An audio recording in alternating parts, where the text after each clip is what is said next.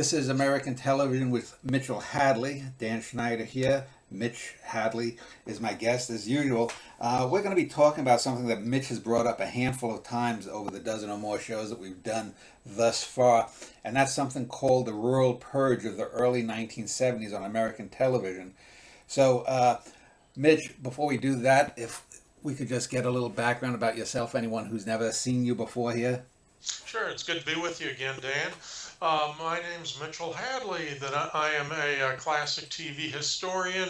I blog at itsabouttv.com, and I'm also the author of The Electronic Mirror, a collection of essays on how American television reflects American popular culture and history from mid-century on.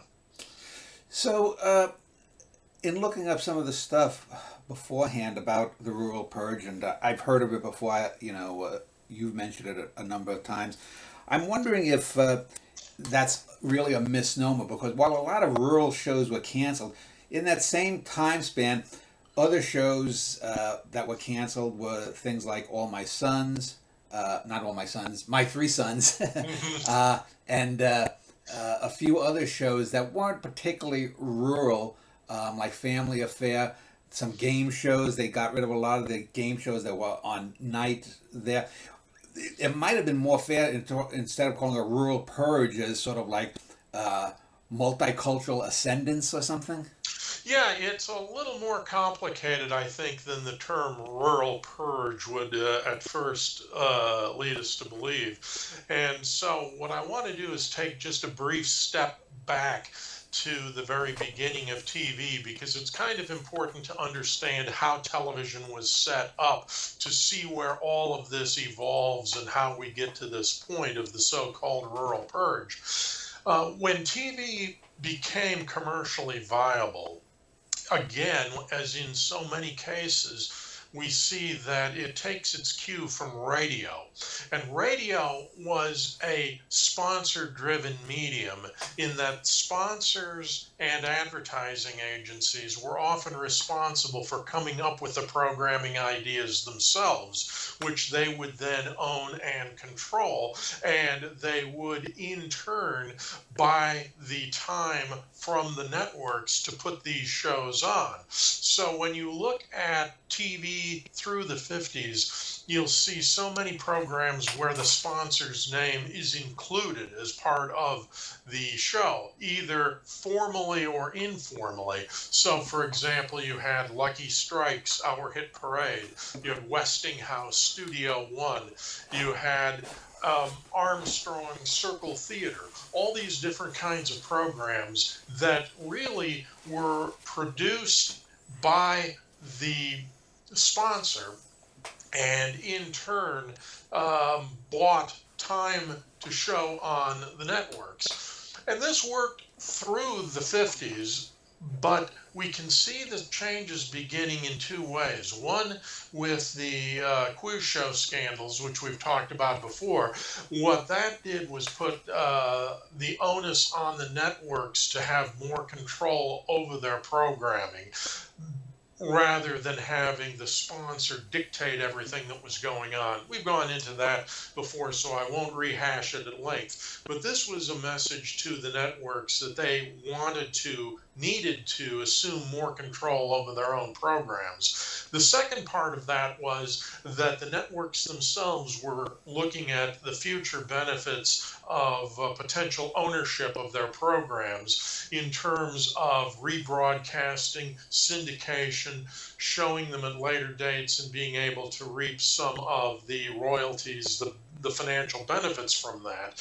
And as that began, there became a real struggle between advertisers and networks over things like ratings. Ratings became more and more important because a lower rated show not only hurt that time period, but it could also hurt programs that aired in subsequent time periods on the same network on the same night. So a show like Voice of Firestone, which was a classical and popular music show, had a particular audience demographic.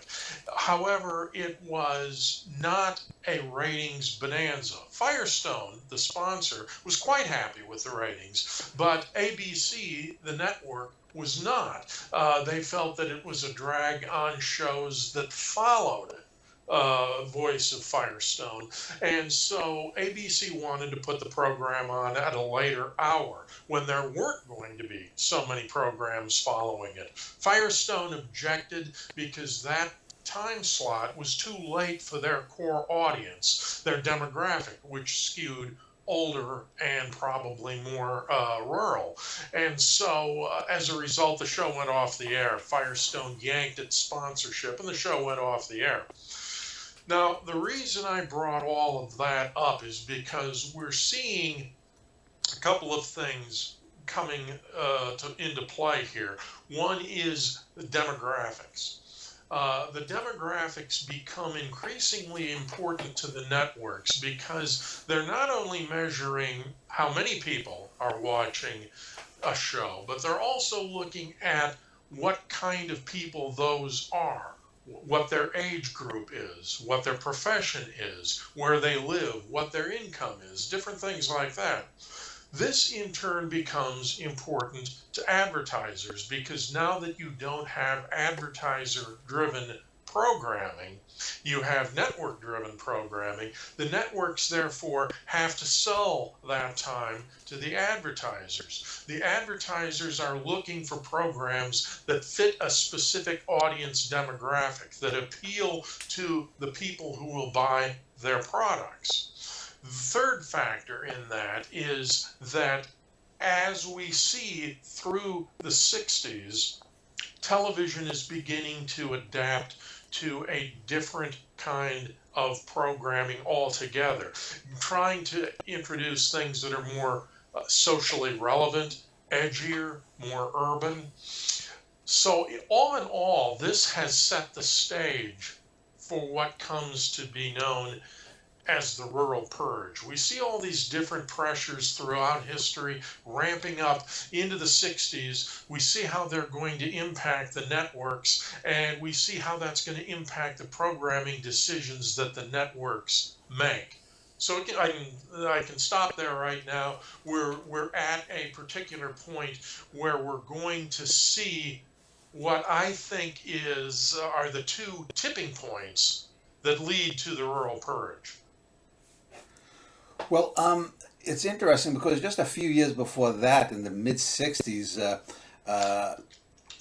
Gilligan's Island, which was a fairly well rating success, despite how people have slagged on it critically, was canceled instead of Gunsmoke because one of the network executives' wives for CBS loved Gunsmoke, and then here we are, less than 4 or 5 years later, and the situation has totally reversed. Yeah, well, that's what's interesting about this is that the major personality, and I'm going to take a look at CBS in particular because CBS is the network that is most closely associated with the term rural purge. And to understand CBS, you have at the time the head of programming being Jim Aubrey. And Aubrey is often blamed for dragging CBS down from its role as the Tiffany network, looking for shows that would appeal to the lowest common denominator, which in turn translates to the highest ratings. And under Aubrey's rule at CBS, you had shows like the Beverly Hillbillies, which was probably the first show that we talk of when we are talking about these kinds of programs. The Beverly Hillbillies, which was a similarly frowned upon show by the critics, but was an enormous rating success. One of the most popular programs in the history of television. It was 4 or 5 times. I think it was the number one show. Exactly, and it had episodes that were either at or were close to being the highest rated programs in the history of television for episodic shows. Now, Aubrey really felt that these shows were vital to the network's success, and after Aubrey left, you had Mike Dan taking over as vice president at CBS, and Dan did not like the rural shows. He was more of the traditional CBS opinion that these shows were hurting the network's reputation. They were hurting its image, but he understood that they were highly rated shows, and he was reluctant to do anything about them because of the ratings. Um, Now, Robert Wood, who is incoming as a president of CBS, is Dan's nemesis in this. And I may be using that term a little in an extreme sense, but Wood was very strong on this idea of looking at demographics. Who are the people that are buying the products that our advertisers are pushing? And famously, Wood pushed this idea on Dan. Dan responded with a very famous quote. He said, just because the people who buy refrigerators are between 26 and 35 and live in Scarsdale, you shouldn't beam your programming only at them. Well, and shortly after that, Dan was fired from the network. So you can see that this movement toward demographics is already starting to take hold. Now, there's another thing that comes into play, and I think that this is something that it becomes fairly obvious if you dig just a little deeper under the surface, but it might not be apparent at first, especially to people today who are watching some of these shows in reruns. But the problem with the rural comedies, particularly, it was their social relevance. We'll take a show like the Andy Griffith Show, and I think people have heard the theory, the proposed that one of the problems with Andy Griffith was that Mayberry, which was in the South, in North Carolina, was an all-white community, apparently, because you never saw any people of color. You never saw any minorities. There were never any hints of any social unrest or anything like that. This was not unusual to programs of this kind. And as there was an emphasis on the Southern culture as a subset within the shows in the Rural Purge, the problem became the perception that these shows weren't relevant, that they weren't speaking to today's issues, that they weren't speaking to today's youth, that they weren't speaking to the people who had the purchasing power that the advertisers were looking for. And so, in essence, what CBS is saying to its viewers when it begins to undertake the Rural Purge is that the rural audience isn't worth as much to them as younger, more urban viewers. They don't care about them as much. Now, I think the true tipping point that brought all of this into play to the very, very top was All in the Family. That may seem like a strange connection at first. And it was kind of strange when I had read about it until I started to get a little more into it myself. But the success of All in the Family demonstrated that the sitcom no longer had to try to have the broad demographic appeal or the cultural, sociological appeal that the Southern family-oriented escapist shows had been providing in the past. All in the Family's success meant that you could aim a show at a very specific type of audience, whether it was a younger audience or a more urban audience. You could aim a show at that kind of an audience, and you could have high ratings success. And so All in the Family's success, in essence, signaled the demise of rural America programming on network television.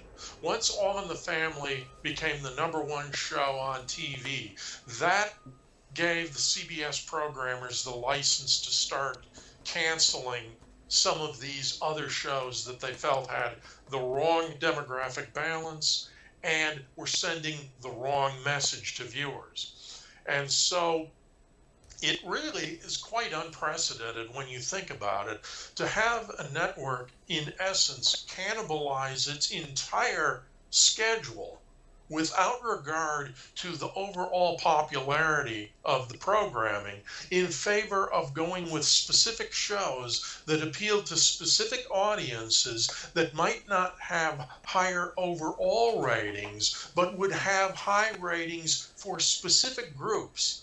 So in the span of 2 decades, we've gone from advertisers driving television to ratings driving television to subsets of ratings driving television. The Beverly Hillbillies might attract 40% of the viewing audience on a given night, but is it the right 40%? Is it the 40? Are these the people we want to attract? You can see it even in today's programming, where we hear so much of an emphasis on trying to get the right kind of viewers. And as audiences get smaller and smaller, viewer shares are measured in different ways. Well, this is where it starts with a network saying we'd rather have fewer viewers but better viewers. And I think that's critical, this idea of fewer but better, because the networks are beginning to define what better means. And that has great cultural and sociological significance, as we will see as we continue through this. Well, I mean, it would seem to me that politically speaking, this happened a year or two before the Nixon McGovern presidential race, where we got Nixon's Southern strategy, which was sort of him saying to these very sort of people in flyover country that New York and L.A. may look down at you, but we in the Republican Party don't. I mean, you Exactly. had you Exactly. had the protests with Vietnam, civil rights, gay rights, women's liberation. You had the Arab oil crisis coming just a year or so after that. I'm wondering if that's an overblown or overstated comparison, because is someone dissing Hee Haw or Green Acres? How has that reverberated for the last 50 plus years? Well, I think you're absolutely right. And there may be people who say that we're reading too much into this, that we're giving it too much political significance, but I don't think so. If you look at the immediate period just before the purge begins, this is when you have Vice President Agnew introducing the idea of the cultural nabobs of negativity, and the idea that the Eastern and West Coast elites are looking down on what would come to be seen as flyover country, rural America, middle America, normal American values. So the stage had already been set in that sense for a kind of simmering resentment of what the elites were trying to push on the rest of America. The idea that these shows that were still very popular were now not attracting the right kind of audience really was seen as a backhand, as a diss toward rural audiences. Whether true or not, the impression that they got was that you don't care about us. What we say, what we believe, the lives we lead, that doesn't matter to you. You're only interested in young, urban, hip, progressive. That you're not interested in hardworking, blue collar, rural, salt of the earth, middle of the country, and and this turn away from trying to attract an audience that broad appeal, which I think is indicative of what Ed Sullivan was able to do successfully for so many years. That trend of trying to micromanage your audience is something, as I've said, that we continue to see in television to this day, with the idea that we've completely balkanized the audience. But if that is where we've wound up, this is where it's begun. So let me just talk a little bit about some related things here. Westerns as a genre, though, had been dying long before Yes, this. they have. I mean, Gunsmoke, Bonanza, they were the two big sort of twin towers of the westerns in the early Hmm. '60s. But even they were losing some of their cachet. And regarding the other two networks, ABC and NBC, to what degree did they participate in this purge? And I know some shows like Hee Haw and Lassie, which was considered, rural, Yes. made it to syndication, and they did so usually within what was the primetime access rule 7:30 slot in the East. So speak about some of that, if you would. Yeah, well, I think that that you're right that the rural purge is not restricted to CBS, but CBS is the biggest dealer in it because CBS had the most successful programs, the most hip programs, the most hit programs and the most rural programs. And so when you look at the shows that CBS canceled, you have just a list. You do have Hee Haw. You have Green Acres, the Beverly Hillbillies, Petticoat Junction, Mayberry RFD, which was the successor to the Andy Griffith Show, and there's probably no reason to believe Andy Griffith wouldn't have met the same fate as had he continued on the network. Gomer Pyle and its successor, the Jim Nabors Show. All these shows were really shows that met the axe. NBC, you might not say that NBC had rural shows or sitcoms that appealed to that, but they had different kinds of shows as well that appealed to a particular audience, an older audience. Shows like the Bell Telephone Hour, which focused mostly on classical music. Shows like the Andy Williams Show that were variety shows that again appealed to a broader audience and an audience that we might say is not as sophisticated. And I don't mean that in a detrimental way, but some people would. They would say that Andy Williams is too homespun, too old-fashioned, not relevant. And so you saw it's true that the Westerns died out. So did the variety shows. So did the family sitcoms. By 1970, you would never have had a show like The Real McCoys, for instance, a show that was all about rural life. So instead of the shows that we were used to seeing in the sitcom genre, shows like Gomer Pyle or Green Acres. Instead of that, you had shows like Maude or The Jeffersons or Sanford and Son.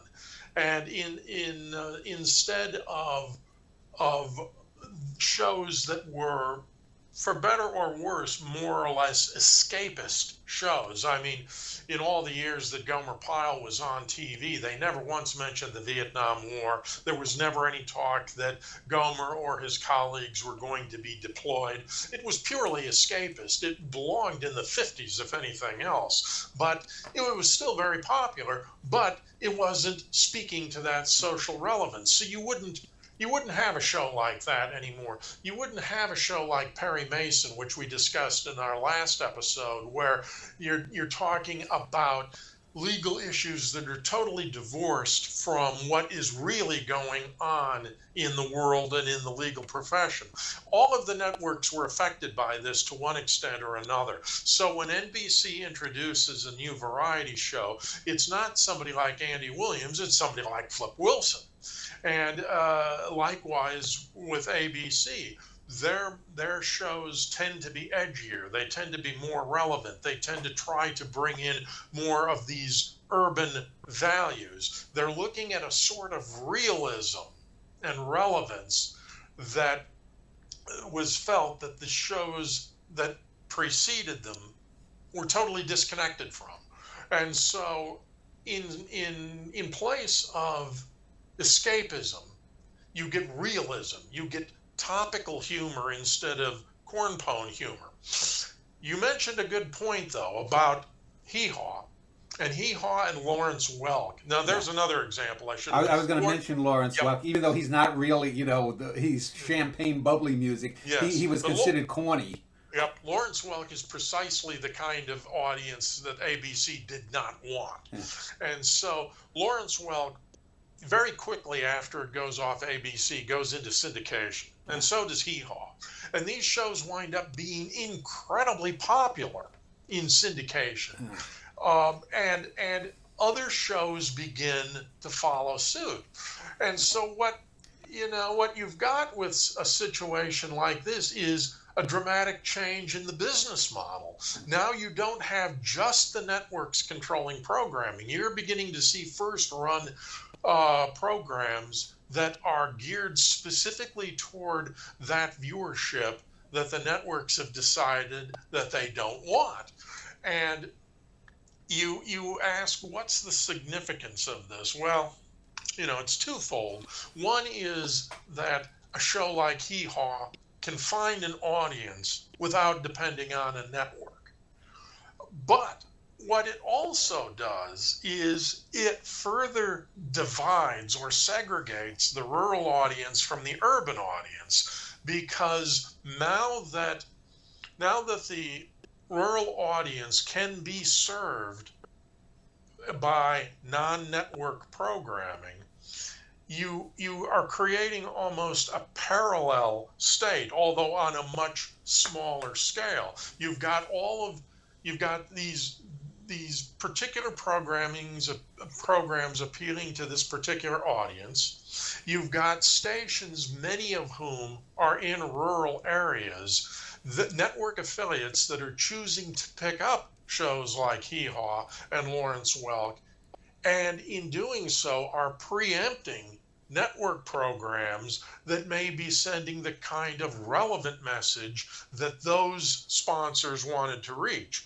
Now, a personal example for me is when I lived in rural Minnesota, and I think we touched on this at one time.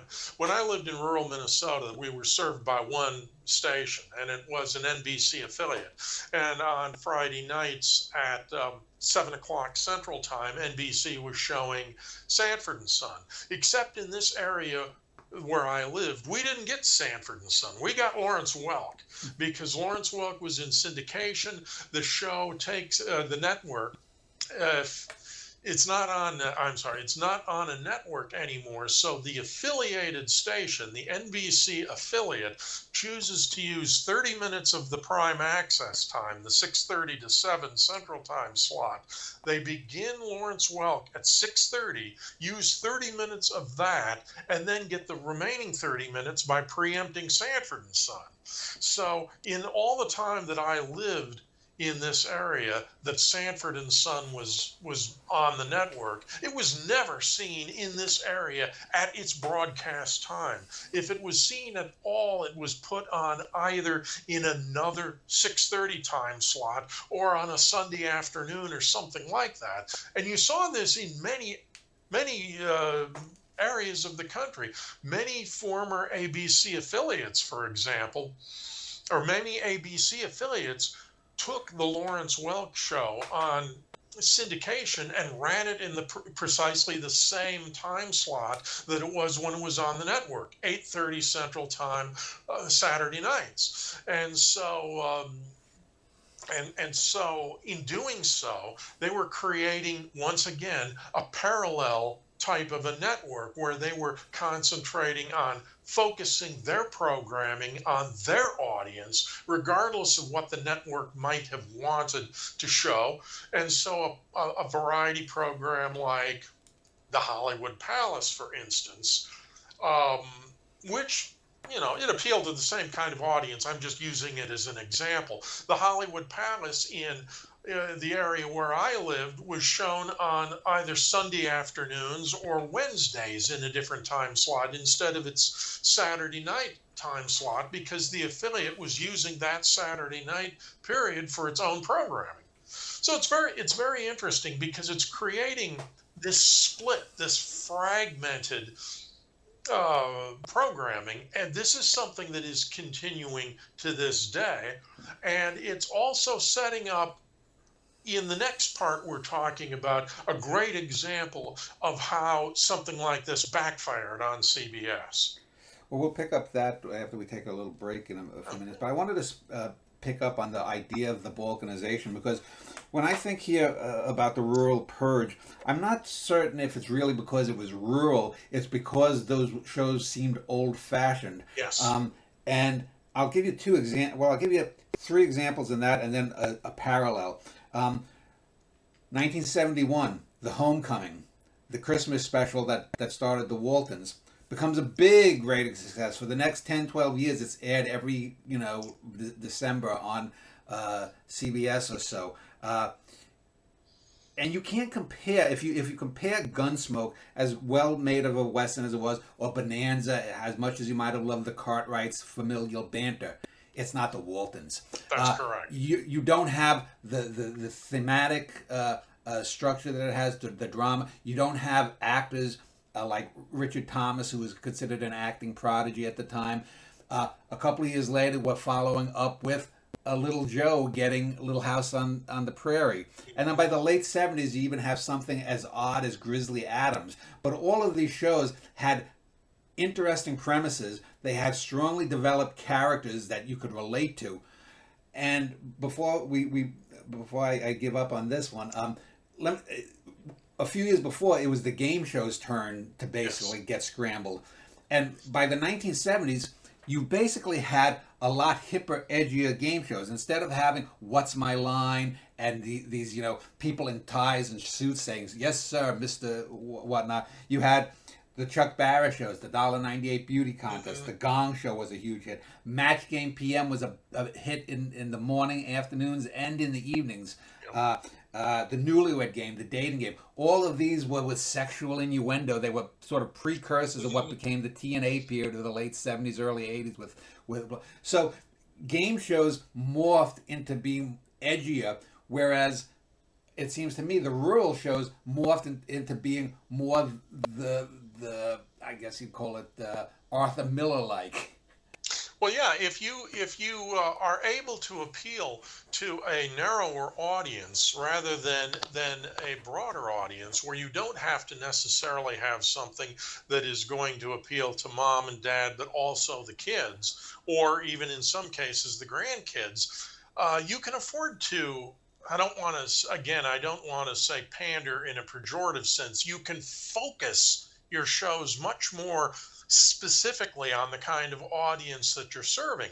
And it was interesting when you were mentioning the game shows, because even the game shows that came back from having been canceled had changed. What's My Line, for example, when it was resurrected after a year as being a syndicated show that would run 5 times a week, instead of someone as urbane and erudite as Bennett Cerf, you had panelists like Soupy Sales.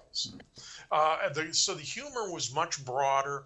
The shows themselves were much less formal, and you had probably more interaction. All of them wound up coming back.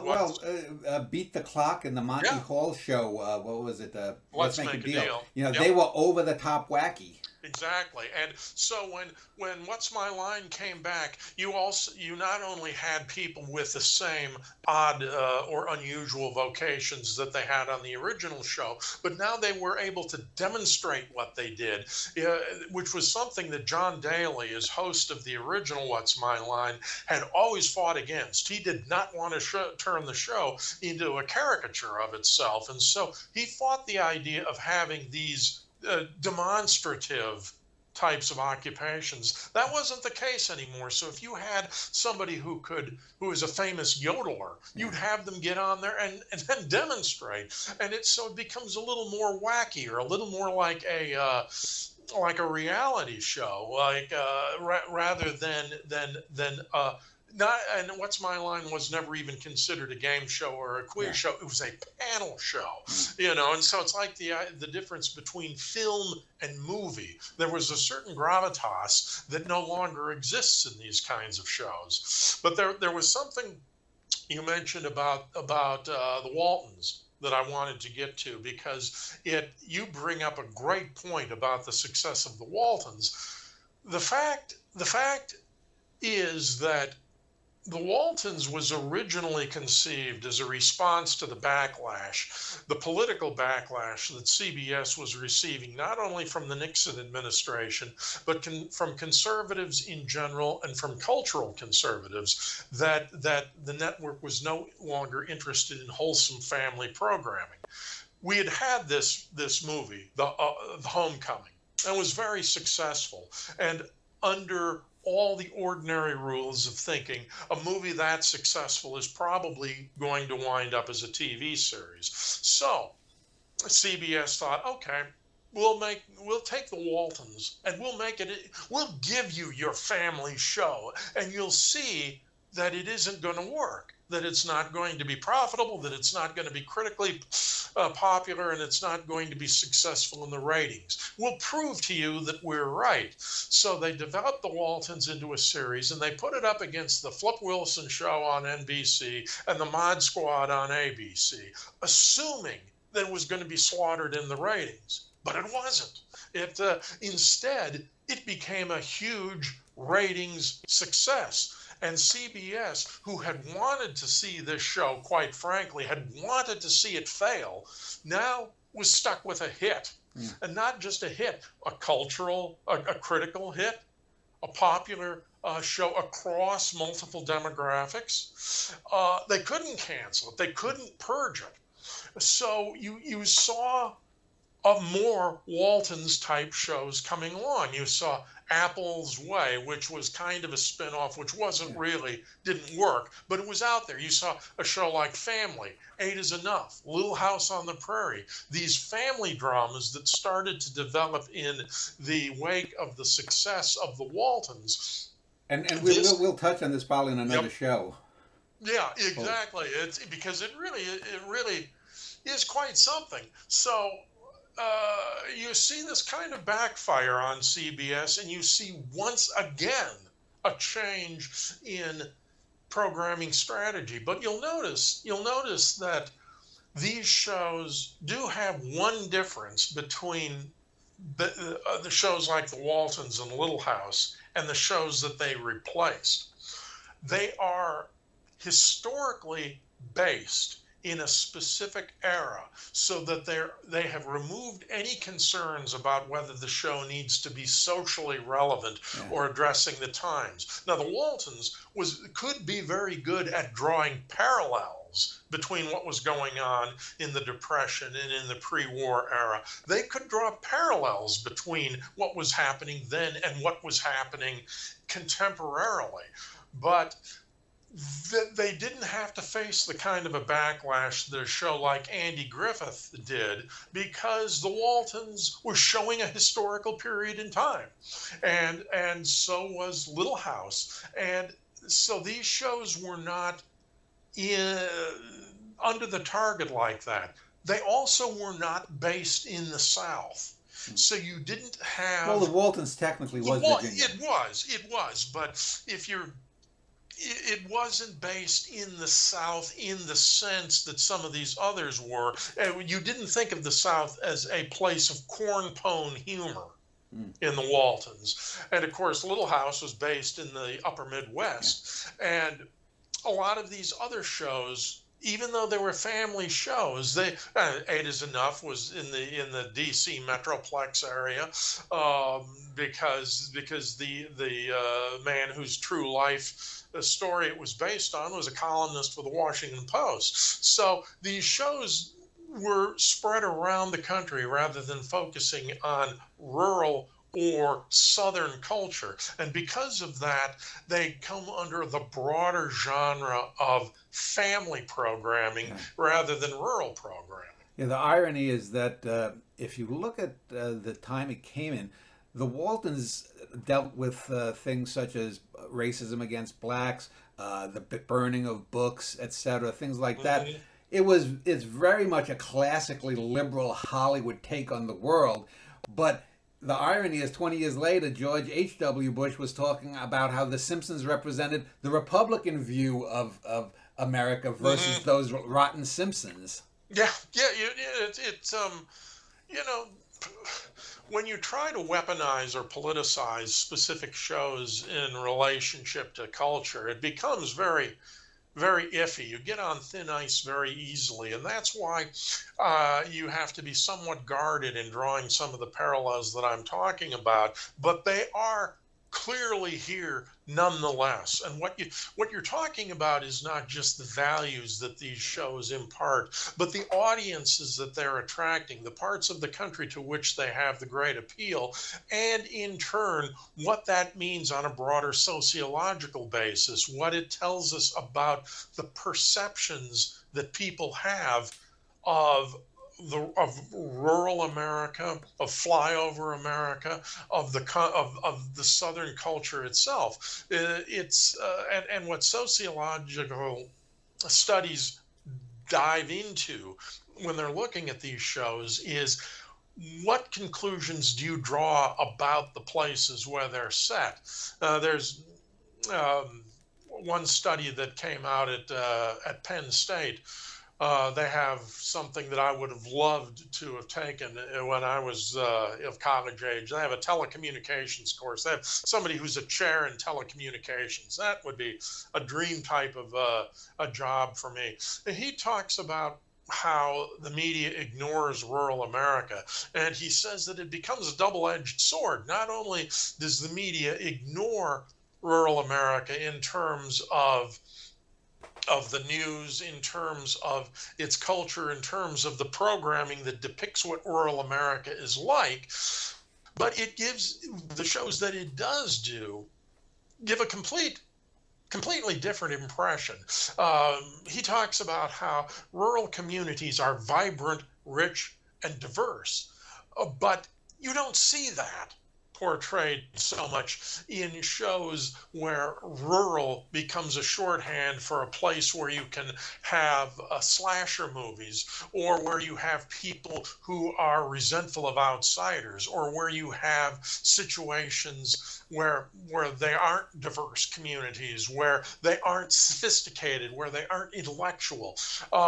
You talk about these things, and you start to reinforce that wedge that you're beginning to drive between one part of America and another part. And to double on that, one of the points he makes, which really is not germane to what we're talking about, but it's important nonetheless, is that the rural communities don't always have the access to things that urban centers do. So you're not only, they don't have, the libraries may not be as big, the internet may not be as prevalent, or it may not be as fast. So what you're doing is you're not only reinforcing stereotypes about rural America, you're pointing out their faults, but you're not giving them whatever it is they might need in order to be able to overcome what you perceive they're lacking.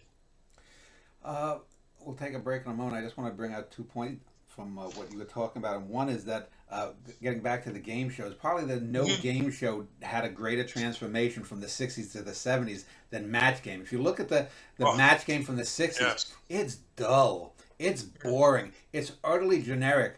Very traditional. If you Yes. look at Match Game 73 or Match Game PM from the 70s, compared to that, I mean, it was it just took self awareness to another level. And regarding family dramas, and maybe one day we'll do a show just on famous Christmas specials or something. But there was another a Christmas special that was tried to be made into a Walton's like thing, and that was a show called, I don't know if you ever remember it, The House Without a Christmas Tree with Yes. Jason Robards. Saw that a couple of years ago, as a And matter of fact. that, I think they were going to try to make it into a series, but they couldn't get Robards to give up his a career, which They did he was make they made a sequel, as I yeah. recall, although I've not seen that. But that certainly would have been something either for a franchise at the very least, or And I think that was series. set in rural, or it was suburban St. Louis or something in the Yeah. 40s or something. But anyway, I wanted to mention that. Mitch, we had mentioned how television balkanized, which means basically a fracturing, and it's still doing it. You mentioned it's been a 50-plus year thing where now a TV show on cable can get 500,000 viewers and it's considered a hit and can make money. Um, uh, What do you think? Not only caused it, but why do you think it was ripe for this kind of thing to just sort of shatter? It's, what was the fist hanging above the mirror, just waiting to shatter it? I think so. I think that once the networks and the advertisers latched onto the idea of demographics, and again, I'll use the word a better audience, not necessarily larger, but better. Once they latched onto that, there was any number of ways in which that could play out.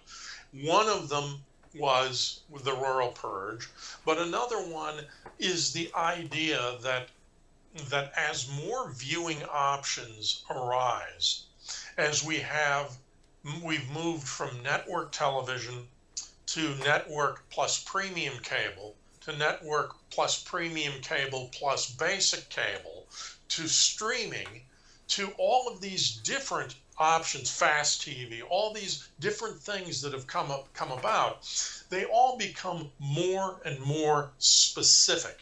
If you look at any of these free ad-supported television networks that you'll see, like Roku or Pluto, Yeah. they'll have entire stations, they would call them, but they have entire stations devoted to one show or one genre. So if you want, um, you can watch game shows like The Price is Right 24/7. You can watch your favorite series, whether it's Hogan's Heroes or Mission Impossible, 24/7, nothing but. Or you can watch shows that are only family dramas or shows that are only urban sitcoms. So you've gotten this targeted smaller and smaller and smaller groups. Now, once you had the demographics, that was bound to happen because form follows function. And once you figure out that you need to appeal to more specific demographics, you figure out how to appeal to more specific demographics, and it reinforces itself over and over and over. As a result, you look at TV today, and you know, we might have touched on this in another program, but I think it's 97 out of the top 100 programs on television last year were football.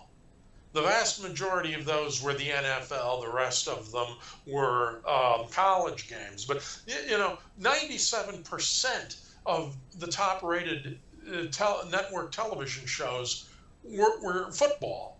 If you look at the Olympics, which are the Summer Olympics are going on as we record this, the Olympics are gaining massive audiences. Unprecedented audiences in comparison to expectations. I'll be interested to see how these audience numbers compare to the way were in the 70s, 80s, 90s during the times of maximum network domination. I don't know if they'll rise to that number, but for the climate that we're in today, these are massive numbers that are coming across. What this means is that network television specifically, but I think television in general has become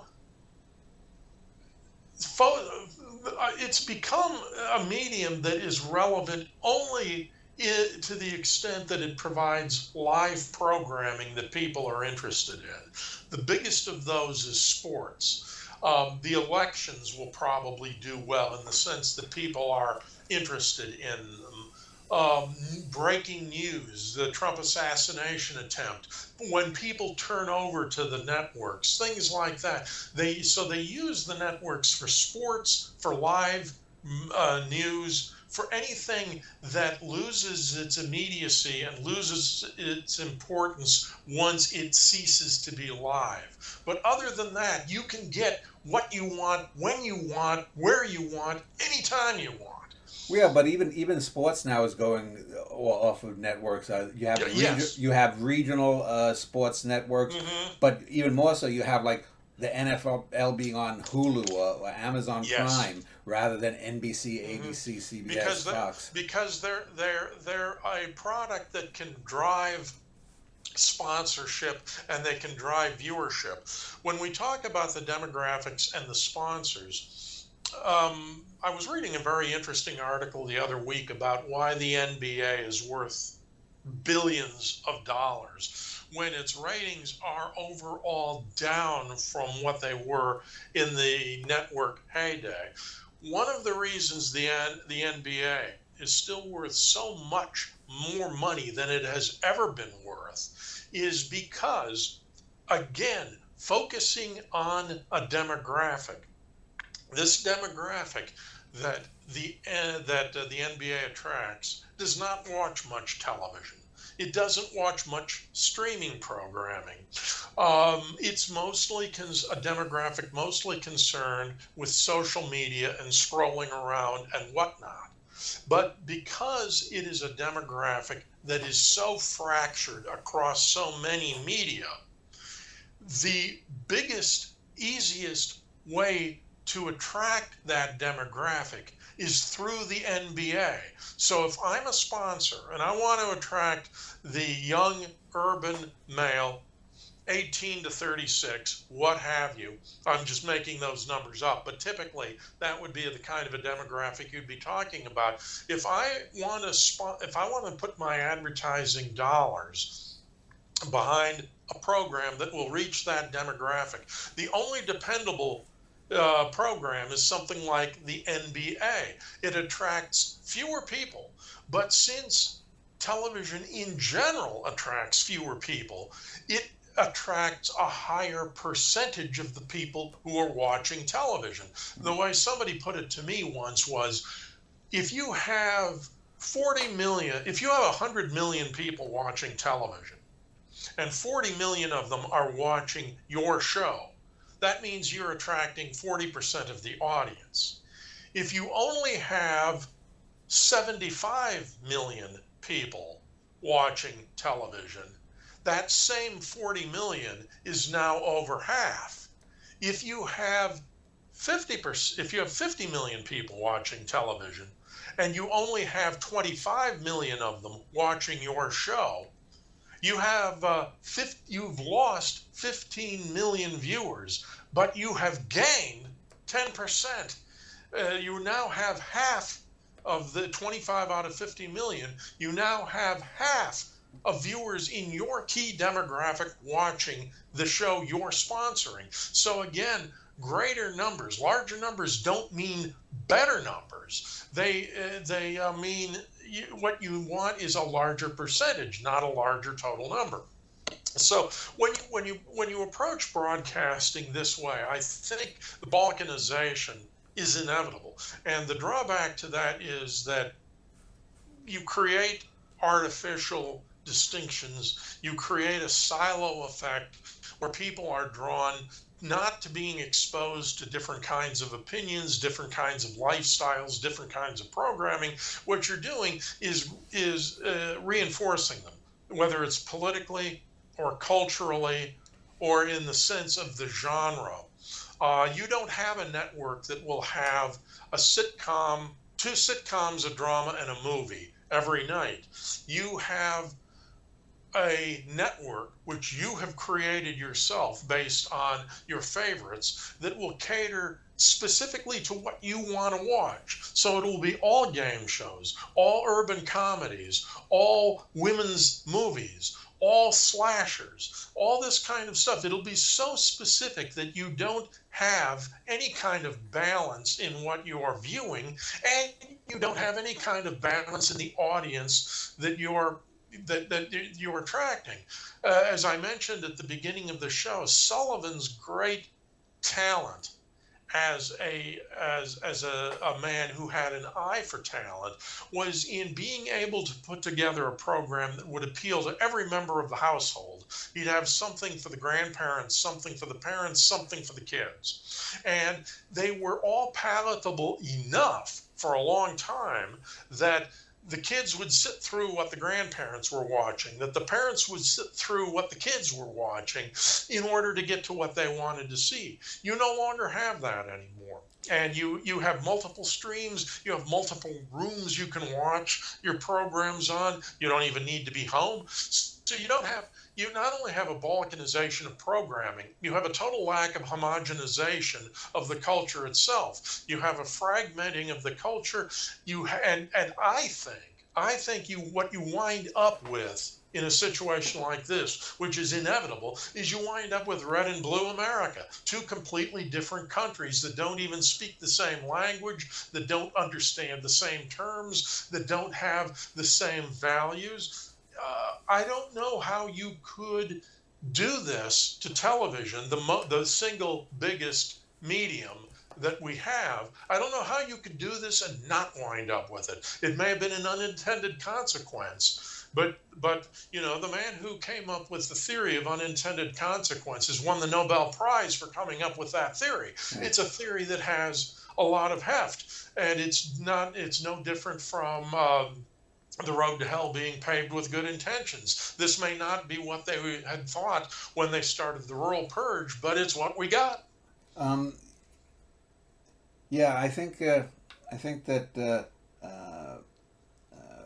maybe we can do a show one day on the BBC model or the way some European countries did it, because they seem to have been, from what I've ever read, even with outlier networks like ITV in Britain, Hmm. there seemed to be a hewing to a certain line that we are all in this together. But I wanted to get back to just the whole rural thing, Yep. because I don't have cable television. But when my wife and I go out to eat, well, sometimes, like the other day, we saw ping pong players at the Olympics. And this was at like 9 p.m. at night, and so it's like, they relegated them to Yeah. the worst time slot. But it seems to me, when I look at rural shows now, and I don't really watch, I don't even really know much of what's on uh, the major networks. But if I see cable shows, it seems to bifurcate into two very disparate things. One is you'll have shows like a remake of The Waltons, and you have a show like a remake of Avonlea from Canada, with the Hmm. Anne of Green Gables universe. And you have well written shows, well acted. They look like very posh, high polished productions. On the other hand, you also then have what would be the equivalent of the Beverly Hillbillies now. You have all of these shows that depict uh, uh, the rural people as yokel trumpers. For Yeah. example, you'll have Duck Dynasty is the most famous example that came on.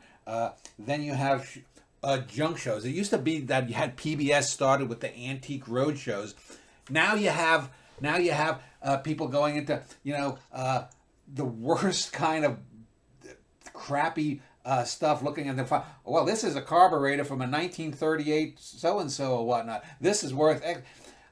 And then the last King of the Hill is another show I would suggest that kind of plays into those. yeah, but that's also a much higher quality product, I think, than these shows. My third example is you find rural folks, and these shows that what is the History Channel, which does the same thing about the Egyptians couldn't have possibly built the pyramids. They'll do shows like In Search of not just Bigfoot, but like the Missouri Yowling Man or something, and then Mhm. they'll have like a 7 or 8 episode arc or something. Well, we're gonna leave out some cheese and see if the Yowling Man comes and eats it. And they film it, and then, well, it's gone.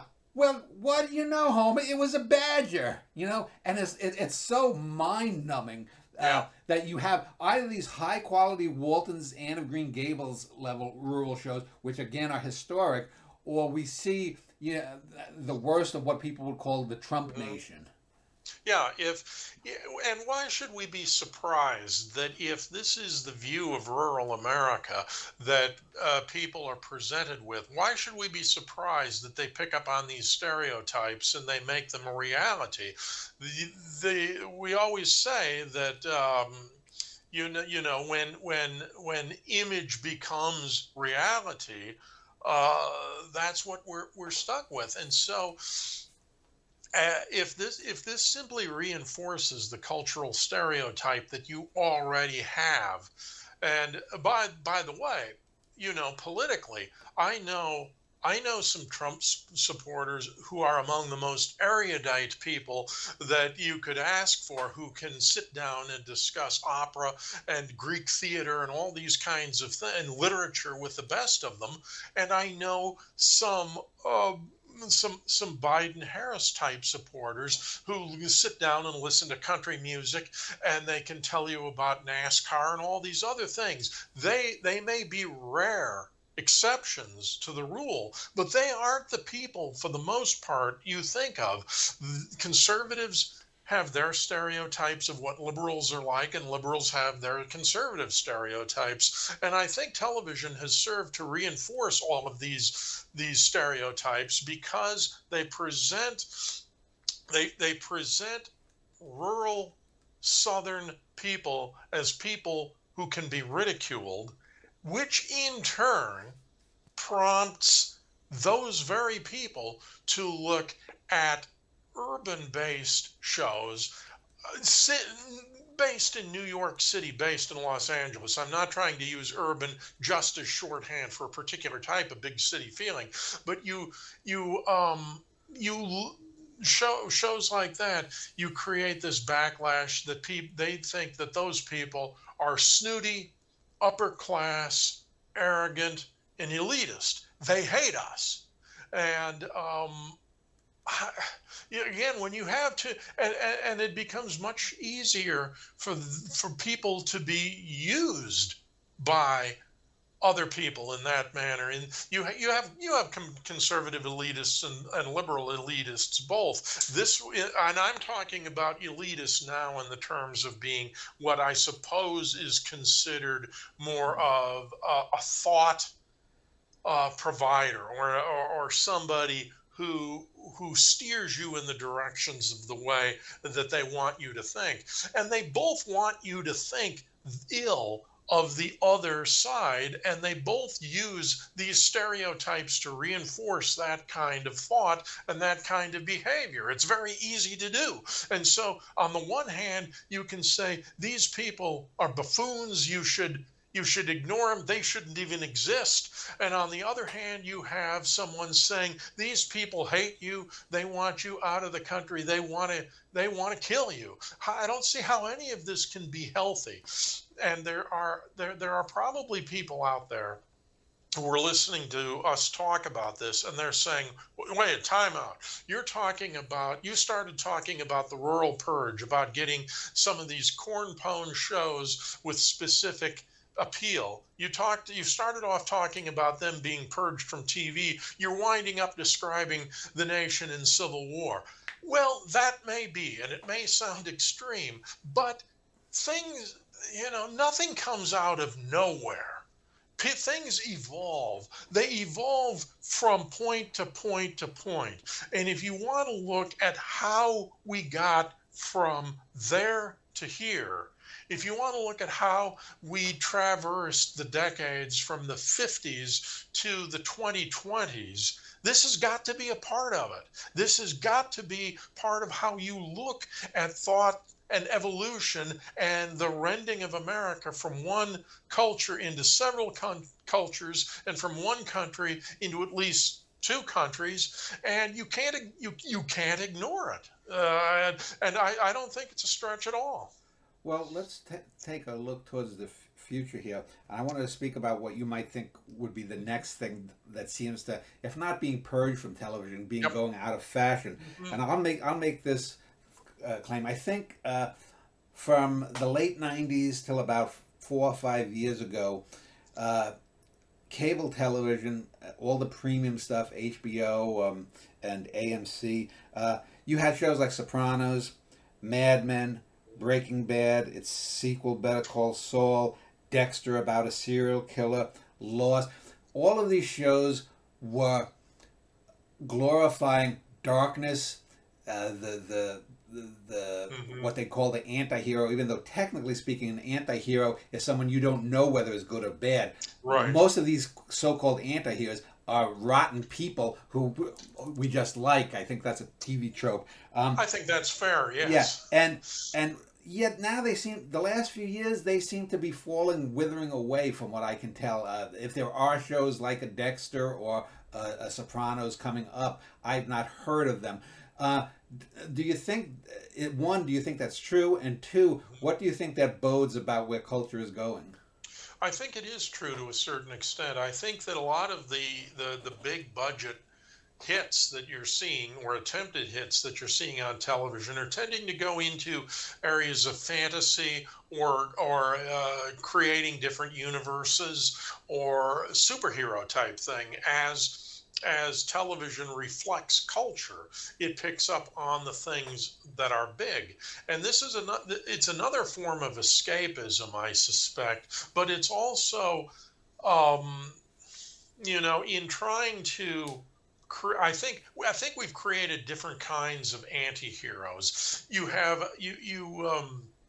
look at Game of Thrones. You look at um, the Lord of the Rings type spin-offs. You look at all these where you're creating universes that mirror ours in a way, but aren't tied to our reality. So you can introduce really cool things like dragons. Hmm. Either that, or you have a show like Succession, which in its own way is a totally unbelievable universe, because if it exists at all, it's a universe that 99% of us can't even fathom. So we're forced to draw our conclusions from what we see. I think television is headed towards a new escapism, like these shows, because people can't cope with the reality of what they're seeing right now. They don't want to deal with it. They do want some sort of escapism. The other thing that I think you're going to see might be this is more of a going out, taking a flyer on something. But recently, last week, actually, CBS announced a change in the evening news, that they were going in a different direction with it. So Nora O'Donnell's going to step down after the election. They're going to have co-anchors. They're going to take a different approach to how they present the evening news, more in terms of storytelling rather than in headlines, different kinds of things. Well, in fact, that's been a direction that the network news has been headed for a long time. But the reason I bring this up is not to speculate on what kind of news CBS will present, but what a number of people were saying when the anchor change was announced, which was whether or not CBS would even continue to produce an evening network news show. There have been rumors for quite some time that at least one of the networks was going to get out of the news business altogether, the regularly scheduled news business. And they were either going to shuffle it off to a cable affiliate, or they were going to abandon it for the most part altogether. And what I think that we will see in terms of programming, the significance of that is that you will tend to see the networks get even further away from trying to have a broad appeal to many kinds of viewers. You'll see them ignoring genres of shows and types of shows that don't attract a particular audience. You'll see them get away from shows like news, because people will go to the genre channels to get those kinds of shows. So will networks continue, and by networks I'm including cable networks, not just the broadcast networks, but will networks continue to develop science fiction series? Will they continue to develop slasher series? Will they continue to develop sitcoms, any genre you want? Will they continue to develop them, or will they merely be content to reinforce them as a specific channel within a broader kind of programming? Why should CBS invest in a particular genre show when they can create a genre channel on Paramount Plus and have people watch nothing but that kind of show there? If you can eliminate the network news, you could theoretically eliminate anything. You could eliminate daytime Or you could programming. eliminate networks. Exactly. I think the much more interesting question that we should be asking is not whether or not CBS is going to have a network news, but does CBS need to exist? Yeah. I mean, because the purging the very idea of a network. I mean, CBS is owned now by the company that they used to own themselves. Who owns CBS right now? Well, let's see. I know that you have this tangled thread from ABC is Viacom Disney. NBC is I forget is who. Universal. Universal And and Viacom was owner of Viacom. Right. CBS, and then Viacom is into Paramount, and Paramount is into something else. And are they going to break up So their you different know things? all Yeah, that what might be a network is just CBS produces 30 something sitcoms, yes. Hmm. NBC does the crime dramas, Yep. and ABC and Fox do whatever, and they're all going to just send their Yeah. shows to Tubi. Yeah, yeah, or if I subscribe to something like Paramount Plus, if I did, Yeah. why not just have precisely what you're talking about? I can get one channel devoted to sports. I don't need ESPN. Yeah. I can get one channel that's just devoted to, as you said, crime dramas, to this, that, the other. It's much more profitable for the networks to become producers of content rather than networks that broadcast that content to a wider audience. And then Why you not? can just give back station 17.2 to the Weather Channel or something. Yeah, Are we going to get hail today? yeah. And if you continue to do that, I mean, the logical conclusion to this is that you not only have, what will the average legacy a local broadcaster become?